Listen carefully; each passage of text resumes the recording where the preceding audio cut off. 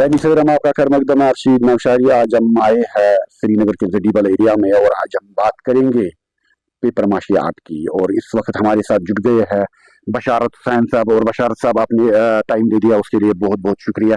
थोड़ा सा हम इस पेपर माशी के बारे में जानना चाहते हैं। सबसे पहले आपका भी बहुत बहुत शुक्रिया। इस आर्ट के बारे में मैं इतना कह सकता हूँ कि जब मैं छोटा था स्कूल से आके यहीं पे हमारा ये था, कारखाना ही लगा था जहाँ पे मेरे फादर साहब थे।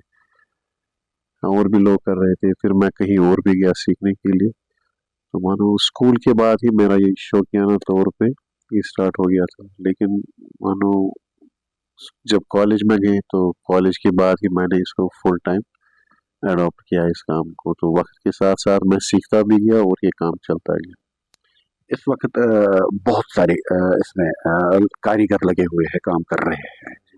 तो क्या लग रहा है आपको, ये आर्ट आगे बढ़ रहा है या किसी वजह से घट ही रहा है? नहीं, अल्हम्दुलिल्लाह काम तो चल रहा है। जब से मैं कर रहा हूँ तब से काम मैं कभी गिव अप नहीं किया इसको। लेकिन बहुत सारे लोगों ने गिव अप किया क्योंकि रीजंस बहुत सारे हैं। रीजंस ऐसे है कि महंगाई ज्यादा हो गई, या जो प्राइसिंग इसकी 10 साल 20 साल पहले होती थी उसमें कुछ ज्यादा फर्क नहीं हो गया। तो जो बीच में लोग इसको हम मिडल मैन बोलते थे, उनकी वजह से भी थोड़ा सा हो गया। क्योंकि एक कारीगर को जो उसको मेहनत आना चाहिए, जो उसको मानो डेली नेसेसिटी के लिए जो उसको चाहिए, जब उसको वो नहीं मिलता है तो नेचुरली गिव अप करता ही है।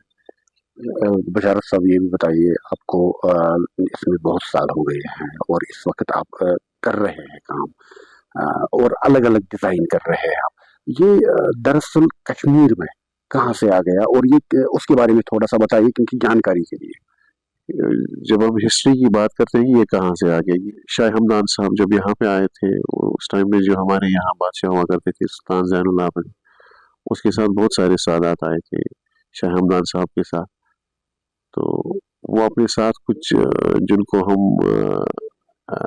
अर्थकान बोलते हैं, यहाँ पे बहुत सारे काम और कारीगर वहां से लाए थे। तो उसमें ये भी था, लेकिन इसका जो शेप था ऐसे नहीं होता था।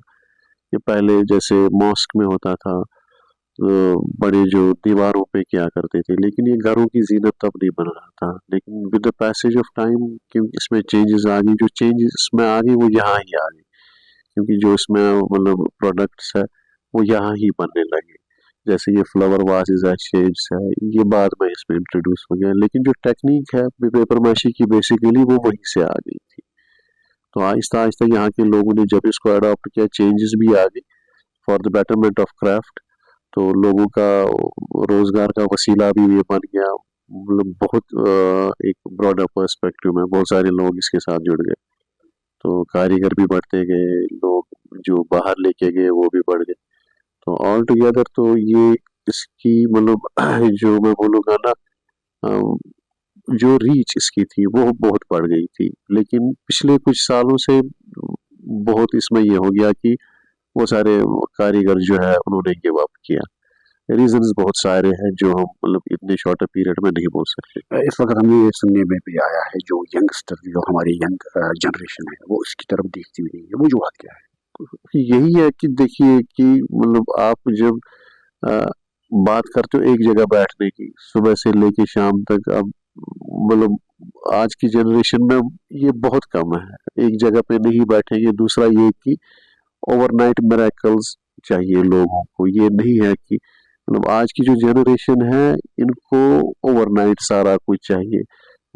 इसके सीखने में वो टाइम उतना वो उनके लिए उतना टाइम नहीं है कि सीखेंगे। फिर इसको जिस लेवल पे ये किया जाता है, जिस तरीके से या जो इसका प्रोसेस है, उनमें वो फुकदान है, उतना नहीं है उस जनरेशन में। दूसरी बात ये है कि अभी मैं बोल रहा हूँ कि आपको स्किल चाहिए। जब आप सीखने जाते हो तो एब्रप्टली आपके पास ये स्किल तो नहीं आएगा ना। It may take 4-5 years to learn. तो 4-5 साल तो उनके पास उतना टाइम नहीं है। तो लोगों का ये यहाँ पे ये भी बढ़ गया, रुझान भी बढ़ गया कि लोग अब तालीम की तरफ बहुत सारे लोग जाते हैं। तो अभी उसकी तरफ से यंग जनरेशन में ये फुकदान बहुत है कि वो इसकी तरफ नहीं आ रहे। कम से कम अगर एक कारीगर होगा वो काम कर रहा है, दिन में वो कितना कमाता होगा? डिपेंड्स। कौन किसको स्किल कितना होता है। मतलब कोई अच्छा कारीगर अगर होगा तो वो 700 500 600 ऐसे ही, मतलब मे बी 500 से 1000 रुपए तक एक कारीगर आराम से इसमें कमा सकता है एक दिन को। क्या फिर उस कारीगर का अच्छी तरीके से अपना घर चल रहा है? मैं यही बोल रहा हूँ कि ये डिपेंड है किसकी कितनी नीड है। कि अब लेकिन आजकल के जो हालात है वो, मतलब मुझे लगता है कि इस पे मतलब ज्यादा नहीं होगा। लेकिन मैं एक चीज बोलूंगा, लोगों ने इसी से सारा कुछ किया। अगर मैं अपना बोलूंगा कि मैंने यूनिवर्सिटीज तक जो भी पढ़ाई की है, बिकॉज ऑफ इट मकान जो बन गए हमारे, मेरे पास जो भी चीज है वो इसी से आ गई है। लेकिन ये भी हमें मानना पड़ेगा कि वक्त के साथ ये भी हो गया कि आजकल लोग नहीं करते, बिकॉज उनकी जो नेसेसिटी है या बाकी चीजें जो है वो बढ़ गई उनके लिए। तो इस पे गुजारा करना बहुत सारे लोगों का मतलब बहुत मुश्किल होता है, बहुत ज्यादा ये है कि मतलब। आपने ये आर्ट अपने वालिद साहब, मरहूम वालिद साहब से ही सीखा है, और आपके घर में और कौन कौन कर रहा है? मेरे वालिद साहब से भी सीखा है, और मैं स्कूल के बाद जब भी आता था उसके पास भी सीखता था। और यहाँ पे मानो 2 3 बंदे हैं जिनसे मैंने सीखा। मैंने बोला ना कि जैसे मेरे को सीखने की अर्ज थी इसमें, मतलब बहुत सारे डिजाइन आते थे। अगर मैं घर की बात करूंगा एक डिजाइन करता था, लेकिन मैं ये चाहता था तब कि शायद मैं और डिजाइन सीखूंगा, कि मैं वो सीखने के लिए बाकी जो डिजाइन थे वो मैं कहीं और पे जाके सीखने के लिए जाता था।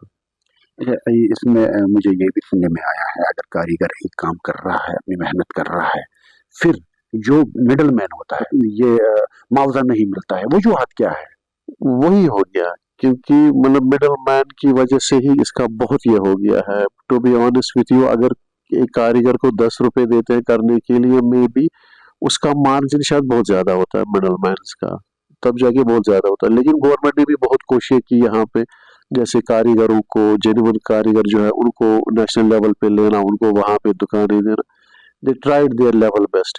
आपको पता ही है कि एग्जीक्यूशन में हमेशा प्रॉब्लम होता है, कि उसमें गवर्नमेंट को हम ब्लेम नहीं करेंगे। गवर्नमेंट अपने हिसाब से बहुत इसमें कोशिश कर रही है, बहुत सारा मतलब इस पे लोन्स वगैरह दिए आर्टिजन्स को, या बाहर जाके दिल्ली वगैरह में दुकानें वगैरह, स्टॉल्स वगैरह, वो बहुत किया था। लेकिन एग्जीक्यूशन में हमेशा प्रॉब्लम ही रहता है ऑन ग्राउंड। इसमें एक भी एक पहल थी, वो गवर्नमेंट की तरफ से, जो क्यूआर कोड का वो मसला आया था बीच में, तो वो लगाया हुआ, उससे कुछ फायदा मिला कारीगर को? फायदा जितना मिलना चाहिए उतना नहीं मिला। उतना नहीं मिला। उतना नहीं मिला उसको, क्योंकि देखिए मैन्युफैक्चरिंग जो है ना वो एक्चुअली ज्यादा हो गया था, मतलब इस क्राफ्ट से बाहर ही पश्मीना तो। लेकिन यहाँ पेपर माशी आर्टिजन को मतलब उसके साथ थोड़ा दूर ही का टच था। पेपर माशी का वो ज्यादा उसमें नहीं था, क्योंकि जो मैन्युफैक्चरिंग है शायद बाहर के स्टेट्स में बन के कश्मीर के नाम पे बेचना, तो मुझे नहीं लगता पेपर माशी तो इट्स नॉट इम्पॉसिबल कि बाहर हो सके। अच्छा, ठीक। ये मुझे बताइए, इस वक्त जो यूथ है, हर कोई ये कह रहा है हम अनएम्प्लॉयमेंट है, खुद करने की चाहत कुछ किसी को नहीं है। आपकी तरफ से, क्योंकि आप एक कारीगर है, आपको पता है सुबह बैठ के शाम तक मैं अपना रोजी रोटी कमा रहा हूँ, अपने घर को, अयाल को चला रहा हूँ, आपकी तरफ से उनकी क्या मैसेज हो? अभी आजकल जो है ना बेरोजगारी, ये तब भी थी जब मैं पढ़ रहा था, या इसके साथ मानो मैं पार्ट टाइम, अगर तब भी बेरोजगारी, लोग तब भी बोल रहे थे बेरोजगारी है। लेकिन एक चीज है कि अगर मैं मतलब तब यही लेके रोना और लेके मैं बैठ जाता कि मैं बेकार हूँ। मैंने जितना टाइम मुझे मतलब फजूल इसमें जाता था, कि मैं घर पे ही बैठता था। मतलब मेरा एक ओपनली वर्कशॉप बन गया फिर खुद का, मैं यहाँ से कमाने लगा। अगर ज्यादा नहीं कमाया तो ले एट लीस्ट मैंने उतना कमाया कि जिससे मैं जिंदगी के जो भी कंफर्ट्स है मैं इसमें कमा सकूं। फिर मैंने तो दिमाग से निकाल ही दिया जॉब्स वगैरह वो ये, तो मेरे दिमाग में रहा नहीं। क्योंकि मानो आपका जब एक कहावत है, जितनी चादर होती ना आप पाओ भी उतने ही फैला। जो जितना मैं कमाता था मेरे जो एक्सपेंडिचर्स थे वो उतने ही थे। ऑल टुगेदर मैंने अपने लिए ठीक ठाक कमाया, जो मेरे को चाहिए था अल्हम्दुलिल्लाह। मैं वो ठीक ठाक, मैं कहाँ से वो जुबान लाऊं जो मैं शुक्र करूं ऊपर वाले के लिए कि मैं ये सीख गया। बशारत साहब, लास्ट क्वेश्चन है, आपने ये हाथ में रखा है, बारीकी से मुझे लग रहा है, मेरी नजर बारीकी से इस पे काम, थोड़ा सा इसके बारे में बताइए। मतलब ये बहुत बारीक काम है। तो मतलब अगर हम देखेंगे आजकल ऐसा काम बहुत कम होता है, क्योंकि मैं क्या बोलूं आपको कि ऐसे कारीगर भी थे कि जिनको मतलब आप फख्र से हमारा सर ऊंचा होता अगर आप उनको देखोगे। यार बहुत सारे इस दुनिया से चले भी गए, या कुछ लोगों ने गिव अप किया।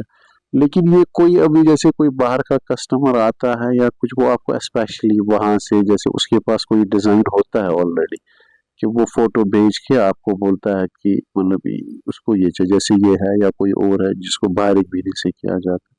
ये बेसिकली ऑर्डर पे ही होता है कि जिसको हम मतलब उसके हिसाब से काम करते हैं। बशारत साहब, आपने टाइम दे दिया, उसके लिए बहुत बहुत शुक्रिया। ये थे बशारत हुसैन, और एक कारीगर है, खुद काम करता है और पढ़े लिखे हैं। और सबसे अच्छी मैसेज उन्होंने दी, खास तौर पर जो हमारी यंग जनरेशन है, जब हम हकीकत में खुद खड़ा हो जाएंगे, हमें खुद चाहत होगी, तब हमें ये नहीं कहेगा कोई हम बेकार है, हमें अनएम्प्लॉयमेंट, हमारे पास कुछ नहीं है, क्योंकि हमें खुद जाके खुद देखना है, खुद कमाना है। मुझे दे दीजिए इजाजत। वीडियो जर्नलिस्ट के साथ उमर शमीम, मैं अरशद नौशारी, श्रीनगर।